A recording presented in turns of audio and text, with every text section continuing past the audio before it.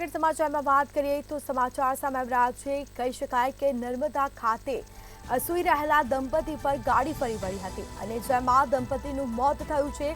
તરબૂચ વેચતા દંપતી રોડની સાઈડમાં સૂતા હતા અને તે સમયે આ ઘટના બની છે। તો રાજપીપળાના કાળિયા ભૂત મંદિર પાસેની આ ઘટના સામે આવી છે। તો કહી શકાય કે દંપતીનું મોત થયું છે। અજાણ્યો વાહન ચાલક દંપતીને કચડી અને ફરાર થયો હતો।